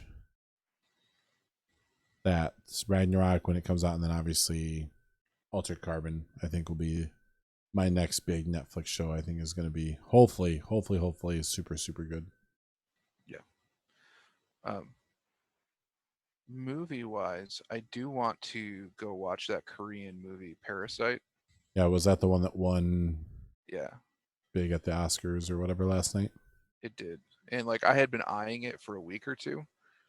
And it just hasn't really, it's not really the sort of movie that people want to go watch with me, and I just haven't had a time where I was like, yeah, I'm just gonna watch a movie by myself. But it Our, looked very interesting. our I've heard it's really local good. indie friendly movie theater downtown played it last week or something. It's been at AMC for like 2 weeks now. Oh, good. And since I am on the A list, I will always go to AMC just because I already pay $20 right, a month. It's free. Yeah. That makes sense. I don't really know much about it other than I heard it was really good. Well, the general plot is that you have this super rich family, and like this kid who's from a very poor family develops a scheme to basically entwine his poor family into and make his whole family like indispensable to them. Like he starts off basically as a tutor for one of their kids, and then like he finds a way to get his sister to join in some position. I remember what it was, like a cook Oh, or it's not like something. literal parasite, but like social Yeah, parasite. and then his dad becomes like their driver, and basically the only person left working in this rich person's house who wasn't part of their family was like um, like the cleaning lady or something like that. But like he entwines himself with them and like coaches his family on like how to play them just perfect, to the point where like in the preview, like it shows the dad rehearsing his lines to his son, and his son be like, no, you have to do it like this, dad, you have to like sell Wow. it, and like basically it's all just like manipulation all the way down, and it looks very interesting. And it's supposedly like the guy who filmed it has made a handful of films that have kind of had international renown, but this is like the Korean? one that's, yeah, Korean. And this is like the first one that's like not only like been recognized, but apparently is like just really, really well shot, well directed, and just from top to bottom, it's a really good movie. So maybe I'll drag myself into the theater sometime this weekend. I will have to check that out. Internet connection is unstable, it says. That sounds fun. Well, I can see your server running in the background, so It's just a fake screensaver. Yeah, well, we're not dropping frames, so we'll just keep going. I hope it's not, because I will tell you this, I have forgotten to record this, so we're gonna have to rip it off Twitch. So here's hoping nothing goes bad for that. It is what it is. I want to talk about the Oscar a little bit too, because Joaquin Phoenix went up and accepted an award, and I'm not gonna really get into it, but can we just agree that guy is a fucking weirdo a-hole? I think we already knew that. Okay. When I think of him, and this is probably not a fair thing, but I just think of him as the emperor dude from Gladiator that he plays, and I just imagine that's him in real life. Yeah, like that's probably not fair at all, but that's how I imagine him. There's no part of him outside of a movie. Like, I love everything he's done as a movie. Like, as an actor, he's fantastic. But every time I see him outside, he's either a pompous asshole or he's some weird, I don't know, virtue signaling. Like, I don't know what the deal is with this guy, but he, like, I would, from everything I can tell, I would never want to hang out with him for even 1 minute. All right. I'm trying not to say really horrible, jokey things. Yeah, there's all sorts of things. So I wanted to bring up two random things I was thinking about this week that came up in just kind of weird conversations that we hadn't really talked about, and they're not new at all, but I'm not sure if anybody knows about them. And so I guess I'll just bring these up. All right. Have you listened to the Marvel Wolverine podcast? There's 2 seasons of it. No, it is in my list of podcasts, but it has never made it to being played. Well, everybody out there in internet land, if you are at all interested in such things as Wolverine or Marvel or audio dramas, Or just cool things in general. just cool, really well done things. This is like if NPR did a radio drama about Wolverine, and it's just really, really good. They got voice actors, the whole radio drama thing. You can pick it up in any of your podcatchers. I highly, highly recommend listening through that series. It's stellar. It's really, really good. And there's 2 seasons, I believe. The only thing I'll say is, because I know the Wolverine podcast people are listening, is I'm really sick of them like releasing episodes that my podcatcher kicks up that are just advertisements for other things and literally have no show tied to it. Because like twice now it's popped up and I'm like, oh crap, yeah, they're back. And I go to listen to it and it's like, have you listened to this other podcast with Reading Rainbow, what's his face, from Geordie LaForge reading books? And I was like, come on, man. Like, I understand you got to advertise during your show, but give me a show. Don't just release an advertisement for my podcatcher to pick up. But yes, it's not focusing, but whatever. Not working. It's there. That is 100% like a must listen, in my opinion. And I didn't realize they do have 2 seasons.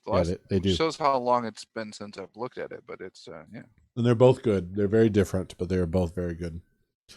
The other thing I want to talk to you, because we haven't talked about this in a long time, and I don't know if we spent a lot of time talking about it, but some time ago, a very weird thing happened, and PlayStation tried to make TV shows. One of those TV shows was actually awful but awesome at the same time, and it was called Powers, which I believe was one of Ryan's favorite comic books. At least it's up there, because we've talked about that a handful of times. And do you remember the show? Did you end up watching it? I don't remember if we talked about this. I don't know if I ever watched more than the first episode. Oh. It was in my list of things, and then by the time I was getting around to it, it was officially canceled. And I was just like, all right. Well, they finished the season. Like well, yeah, it works. Like, it's a show. It's better than any of the CW stuff. Well, that's not hard to do. So Powers is an interesting comic book, and Ryan can correct me if I get some of this plot wrong, because I'm going off the show. I've not read the book. Basically the main character is a old grizzled just asshole of a cop who used to be a powered person and no longer has his power. He's a famous person called Diamond or something, and he was like top tier superhero who no longer has his powers and has just become a cop whose job is to police powered people. Essentially a detective level cop. Yeah, detective. Like not just like a street beat. Yeah, he's not a black and white like beat cop or uniform, anything, but he's just like, he wears a suit or whatever, and he's basically like a detective level cop who polices powered people. And like if a powered person gets murdered or is involved in murder, he's usually part of the police force that's brought in. He is part of the quote unquote Powers division. Yep. Which is where the title comes from, Powers. So I don't know how you would even get a hold of this show. I know how I got a hold of it, but how? Maybe PSN still has it on. I don't have a PlayStation. I've never tried to access any of their media. But if you're interested in some really weird comic booky stuff, I highly recommend that you go check out the Powers, because it's just called it is Powers. on Vudu, YouTube, Voodoo. and Amazon Prime and iTunes and Google Play, Like rentable? all for purchase. Gotcha. It may be rentable. If it is cheap, or however you get it, I would suggest, if you really want to go outside the box and you want a really cool comic book story, I can't attest to how well it follows the book, but it's pretty messed up. It's pretty fun. Oh, they did do 2 seasons. Yeah, maybe they did do 2 seasons. I know I've watched it all. I'm pretty sure. Well, you can buy the first season for $15 or the second season for $18. So there you go. But I would highly suggest watching Powers, because it's fun. It's kind of low budget. It's a little cheesy, but once you get past that, It's actually got some good stories. The main actor is not a great actor, but he actually sells the character pretty well, despite himself, I think. And yeah, I definitely, those were just some random things that I was talking about the other day, and I was like, maybe we should talk about that, because I know that was something you've spent some time with. You have that trade and stuff. We've talked about it. Didn't you give me a copy? My wedding Yes, present? yeah, you gave me a copy of that too.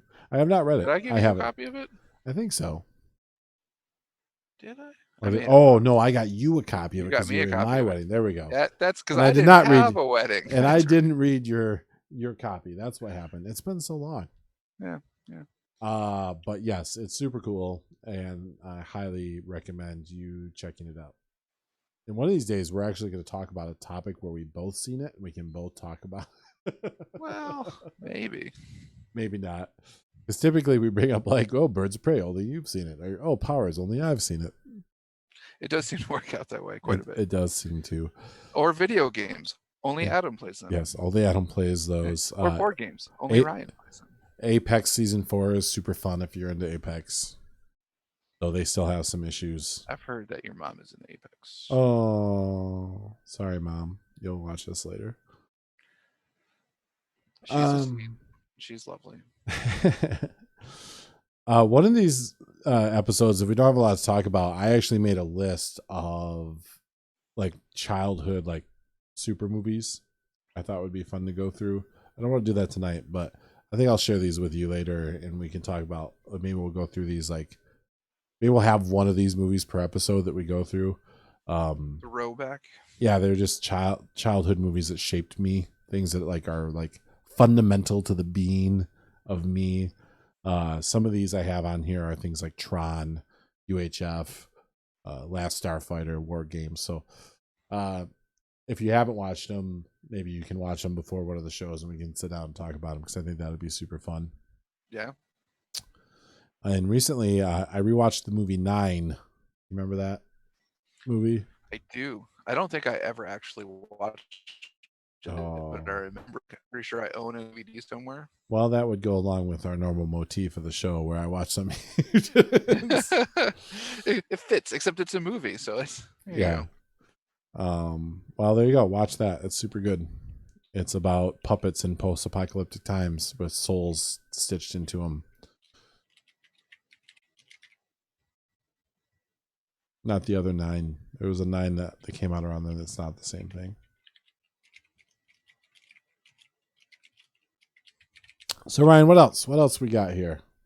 The only real thing I have left on my list is the comic books that I've read recently. And for anybody who's still watching and didn't see them at the beginning, I don't know if you saw these bad boys. They're just all over the place here. But we got merch, stickers, shirts, all that kind of stuff. Click below. For the YouTube people later, I will have links to it in the description. These look really good. They do look really cool. I do not play Worlds of Tanks. I know a couple of people who do, but I have never, ever played Worlds of Tanks or World of Ships or World of all of the different war things. You like that, Chris? I will warn you that if you buy one of these, and they are only a couple bucks, I set all the prices on my Teespring store as low as possible. They're big. So this is a Note 9. It's a big phone, and you'll notice it's almost the size of the screen. So just notice that. But if you get it, it will make all your other laptop stickers very jealous. And if you don't have laptop stickers, you should start, and that should be your first one.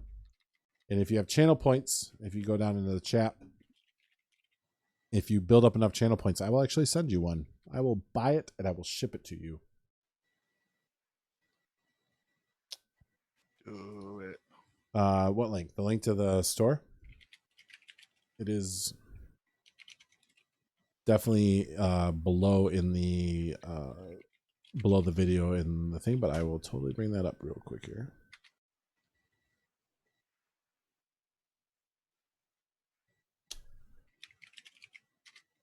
Dead Space. We're talking Dead Space.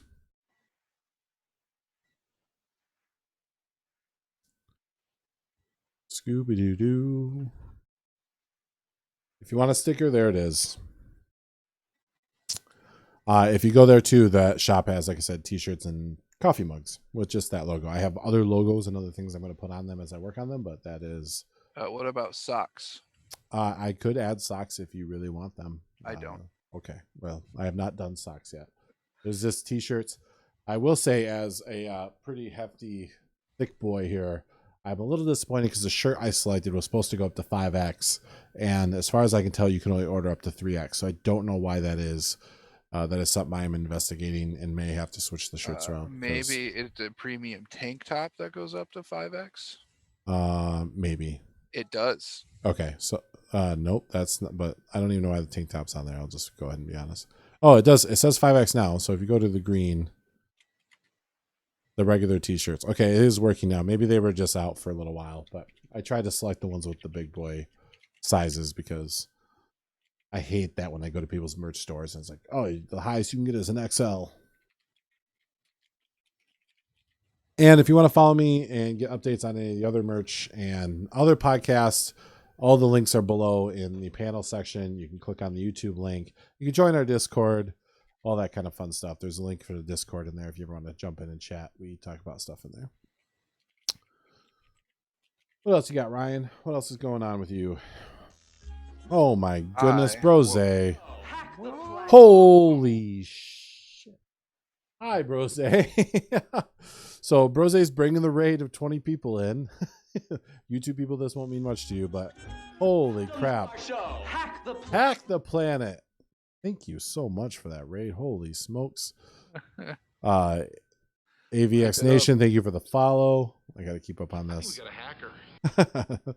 Hack the planet. Thank you so much, man. That's super cool. So for everybody who just came in, I guess we better stop and let you know what's going on here. This is a podcast that we do every other Monday.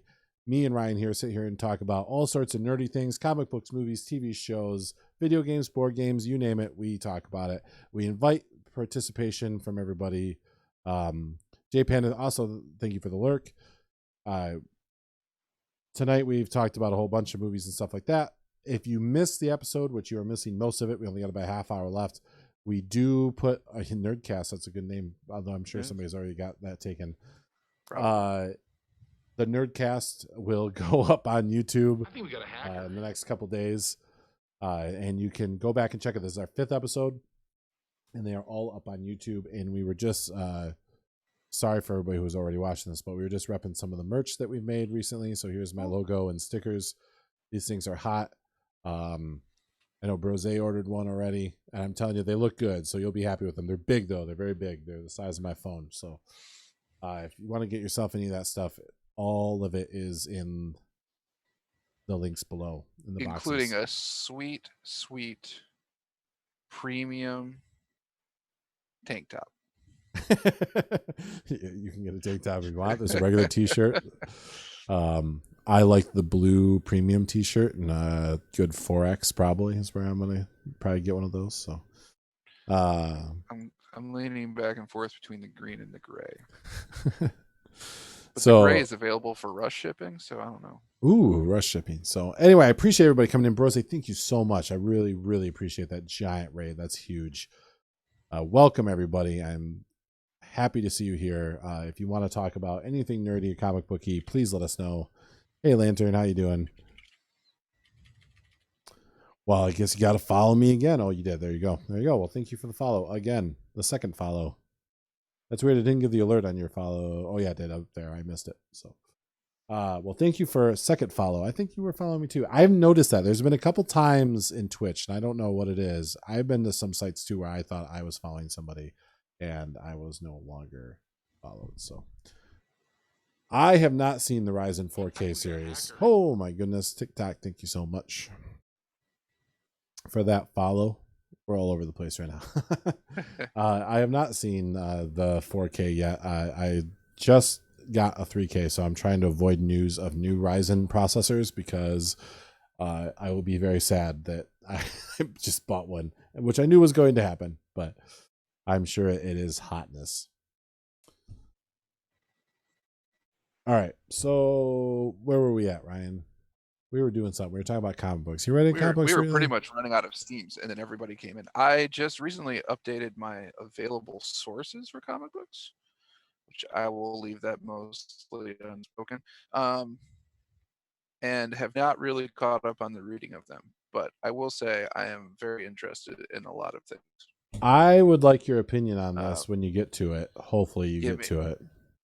the Black Widow. So I Uh, am pretty far behind on some of my books. This came out earlier last year. This is from the Saska sisters, and I was told this was like one of the best Black Widow runs. It's a 5-issue kind of little mini series mhm. called No Restraints Play, which is exactly what it sounds like if you know things, where she basically finds a like underground child abuse type. It's kind of dark ring, and she goes full Punisher style. I'm going to end this, like really good Black Widow action. So, I really enjoyed this book. It's short, it's a quick read, but if you really like, because the Black Widow movie's coming out pretty soon, I'm super stoked for that. I think it looks pretty good.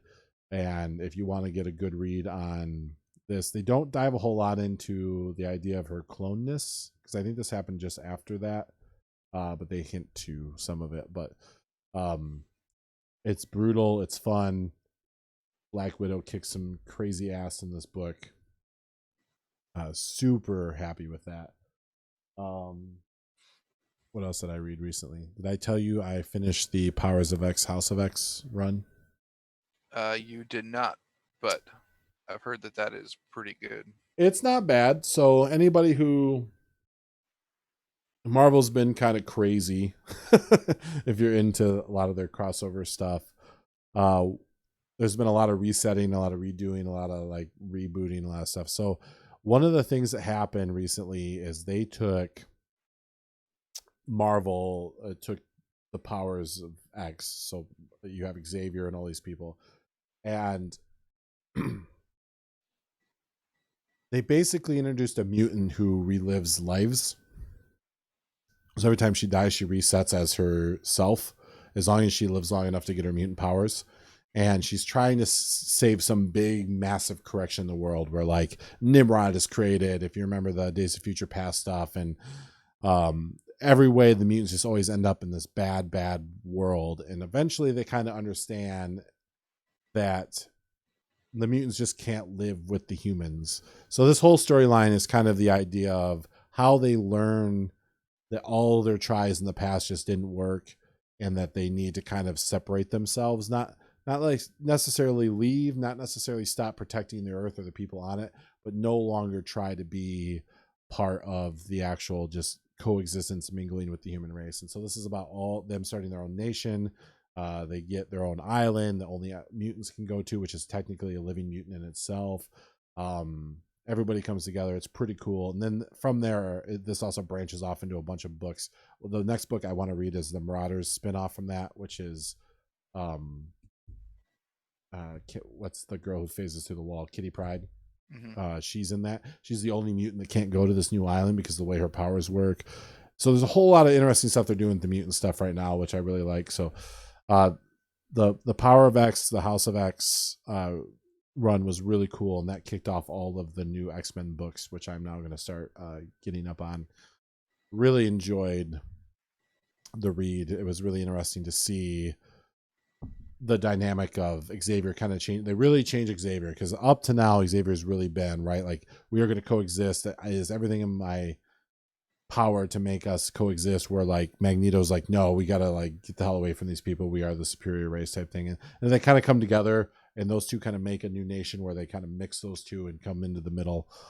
And I think it was a pretty interesting read. It really changed the way you think about the X-Men quite a bit, and I'm excited to see what they did with Marauders and some of the other books that they've spun off. Mm-hmm. So I did read that. What else did I read recently? I read Silver Surfer Black.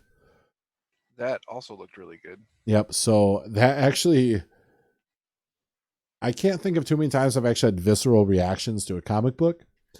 But so I started reading the new Thor run, like brand new Thor dropped. There's 2 out now. I've only read the first one, but in the new Thor, he is now the All Father. He's now the god. Odin is dead. He is Super Thor. because he has all his powers plus all of Odin's powers. And I may mention some of this in the last one, but just quick recap is Galactus, the world leader, falls down and like breaks the heck out of Asgard. A bunch of people die, whatever. And long story short, there's a bit of a fight, but then he goes, "No, I need your help. The end of the universe is coming." And all of the heralds of Galactus show up, including Silver Surfer Black. And right in there it says, you have to read Silver Surfer Black to know why he was black, which I was like, well, shit, I haven't read that. So I went and got that. A long story short, at the end of Thor, he actually ends up being a herald of Galactus and gets cosmic powers, which is a big deal. So now everybody's nicknaming him Majin Thor, which if you're into Dragon Ball Z is kind of funny. So he's like, so all that power you already had times that again, Kaioken 10 times, I don't know. So that was crazy. How does he get Odin's powers? I didn't read that one, although I just saw the recap that Odin died, and so as he became the new king of Asgard and took over Odin's positions, he received the All-Father's power. So he is now Odin, he is now Thor, and he is now Herald of Galactus, which gives him powers cosmic, which has been a big deal throughout all of ages. So where I was getting with that is because I'm really interested in that new thing and Silver Surfer being black. I wanted to go back and reread Silver Surfer Black just to understand why he's now black.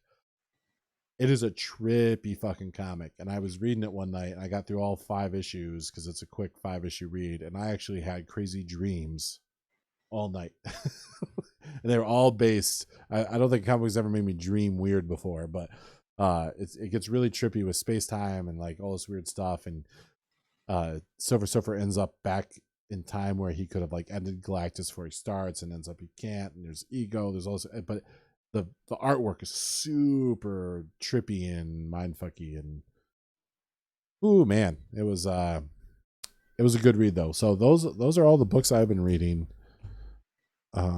So Thor is really good. I highly recommend it. The main thing I wanted to recommend is if you get these 5 issues of Black Widow. No Restraints play, and you just want like a really solid action-based comic, it's super good. It's well written. The Saska sisters do a really good job with it. So sorry I missed some of the chat here. So behind a Marvel, nice and interesting. Sounds super cool. I saw the Odin question. Sounds like it needs a movie. Yes, that would be an interesting movie. The next one. What's the next one called? The Thor Love and Thunder. That looks interesting, but I don't think they'll be touching that. But it would be interesting. They'd have to reintroduce. They'd have to reintroduce Fantastic Four, which it looks like, and we kind of talked about this.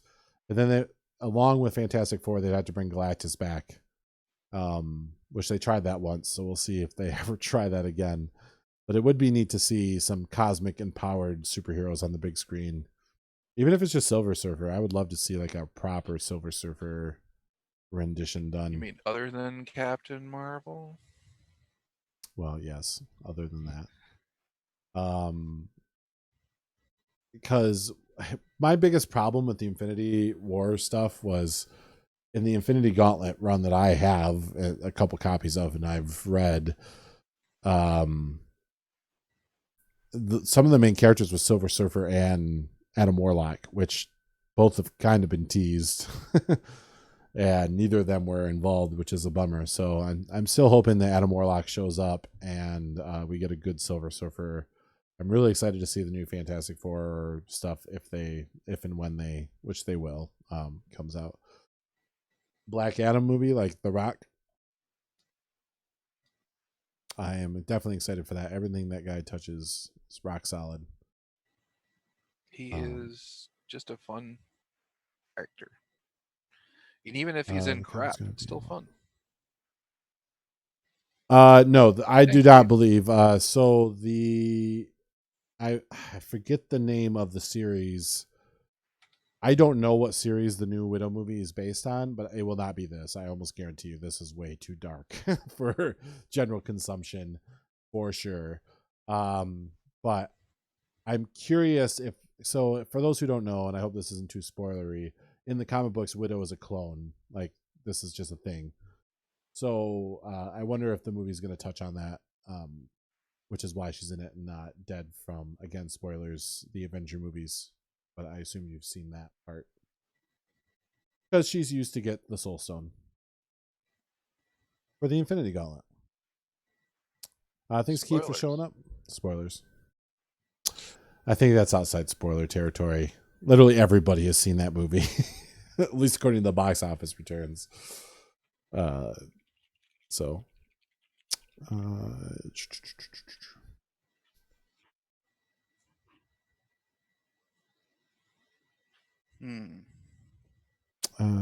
Which I saw. Black Adam will be good. What I want is for, from what I've heard, Black Adam is supposed to be kind of almost like a prequel of sorts to Shazam, where it does like if in the comics, Black Adam obviously plays very key into the Shazam universe.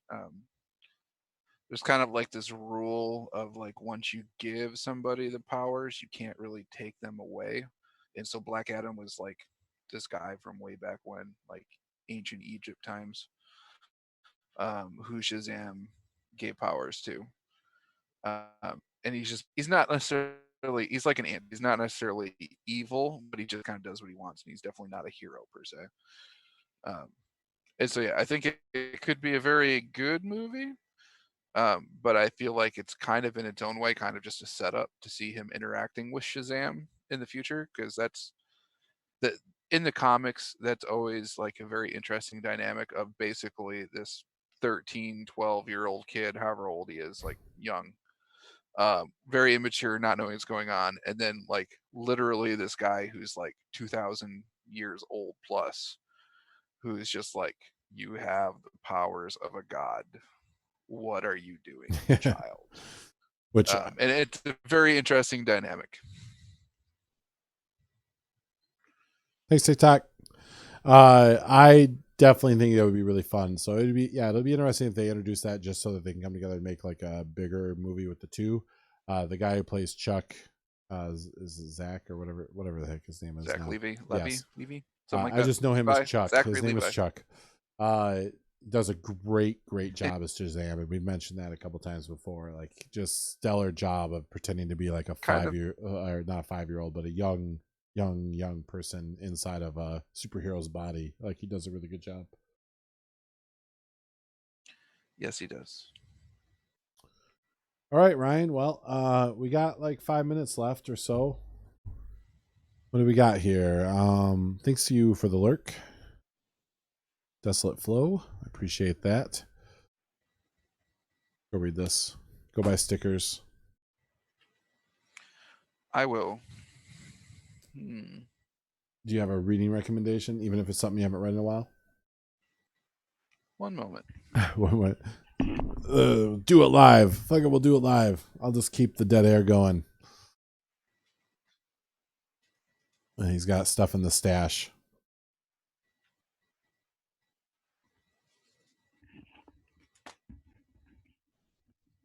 Don't mind me as I get up and walk away. We did not mind you at all. I entertained the people for you. And excellent. So we were talking about the Powers hardcover from earlier, and this is that. Oh yes, it's so beautiful. It is absolutely wonderful. And two, from what I have witnessed or seen so far, the basically Marvel reprints of it, or as the Marvel small company is known, or independent company's Icon. It's really just Marvel. But the Marvel versions of these are the best that I have seen. There are some newer ones that kind of compound them into larger volumes, but I find that this size works really well as far as being easy to read, easy to hold on to. The artwork is very cartoony, but also rather dark in nature. Like, as you can see, like there's not bright colors. It's just, well, the show's pretty pretty dark dark, so yeah, it's like, yeah, it's just kind of is what it is. And this has a lot of extra features, which is kind of a weird thing for a comic book, but it works, and it's very cool. Basically, this much of the book, which is a good chunk of it, is like just additional artwork. There's a couple scripts that are just completely written out in script form, which is interesting because like a lot of times you don't think about comics, like there's a writer and that there is an artist, but it's not something that you really think about a lot. Like, how does a writer actually write things out for the artist? And really, most people these days don't do it Marvel style. Like the old school Marvel style was basically a writer would be like, this is a general idea that I have. And then an artist would just go and basically make panels that told a story, but didn't have any, like, I was going to say lyrics. Lyrics is not the right word, but didn't have any like actual print, like words on the page. It was just like a scene with no words, and then the writer would come back in afterwards and add in like the voice bubbles and everything, and that was called like the Marvel style, where the artist actually did the biggest chunk of the actual storytelling. But that really hasn't been the norm. Even back then, like that wasn't necessarily the norm in places outside of Marvel, but like the last 20-30 years, that's been less and less the case. And so it's really interesting. Like, this is written by Brian Michael Bendis, which if you know comics, you know that he is Huge. one of the big writers out there. And he's always done a very good job of trying to show his writing style and like how it's done, because he's like written an entire book on how to write comics, which I think is kind of a cool thing. Like, he tries to go out of his way to help people understand the process. And I think a lot of newer writers can kind of attest to him being somebody who's been easy to follow and kind of get on. Yeah. So it's cool. It's all that sort of stuff's in there. That wasn't my recommendation so much as we were talking about it earlier, so I was just going to throw it in. Yeah, just to recap for everybody who came in late, we were talking about some random stuff that I came across that I haven't seen in a while, and that comic book was made into a PlayStation Network TV show called Powers, which I highly recommend watching. It's cheesy and low budget, but they actually do a pretty good job with the story, and it's fun to watch. And it follows the comic book to some degree. I haven't read the book, but it's done in that same. So my actual recommendation, which is somewhat based on the fact that I am very excited about the new James Bond movie coming out in April, which is a long ways away from now. But in light of that, I'm going to recommend Queen and Country by Greg Rucka. Ooh. It is 4 thick manga style books, and they are basically they're all black and white. I don't think they have any colored versions of it. But it's basically British spy graphic novel. Very good. You can get, each one is basically the equivalent of like 8 or 9 comics in one volume, and they're like $20 a piece cover price, which is pretty good. And if you really enjoy the storyline, Greg Rucka also writes novels, and he's got 3 or 4 novels that take place with the same characters in the same universe, and it's just really good. It's a very realistic look at what spying is like, what spies do in the field.